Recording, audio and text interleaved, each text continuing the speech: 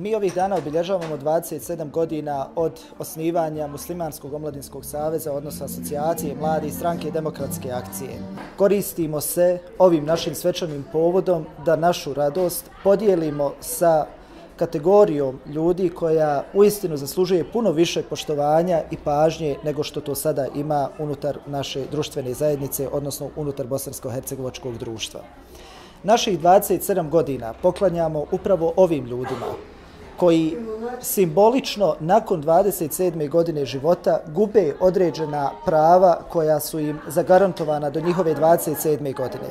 Želimo sa ovog mjesta u ovom našem svečanom momentu poručiti svim onim koji su u mogućnosti i u čijoj je nadležnosti da učinimo što je moguće da ova kategorija ljudi ostane prepoznata u zakonu i nakon njihove 27. godine života. Još jednom želim čestitati udruženju Urodiol, udruženje roditelja i djece sa poteškoćama u razvoju, njihovu 20. godišnjicu od osnivanja. Želim čestitati svim članovima asocijacije mladih 27 godina od osnivanja asocijacije i želim svim građanima Tuzlanskog kantona poželjeti sretnu novu 2018. godinu. Naše udruženje postoji od 1997. godine.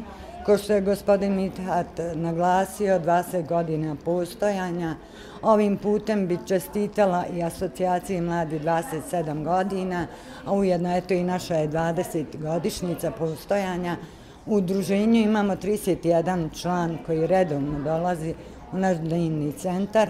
To je radno-okupaciona terapija s kojim djecom radimo svaki dan, izradu nakita, izradu čestitki, rad na staklu, drvetu, sve ono što je u njihovoj mogućnosti. Ja bi ovim putem zahvalila se asocijaciji mladih koji su naše mogućnosti posjetili naše udruženje i uvidjeli su kakvoj smo teškoj situaciji, jer ove godine nismo imali baš odziv dobar od kantonalnih vlasti. Ovo će nam dobro sada doći što smo dobili za godišnjicu njihovu i za godišnjicu našu. I ovim putem pozivam sve institucije da nam pomognu da ostvarimo prvo prava naše djece preko 27 godina, pa onda tek ostalo sve.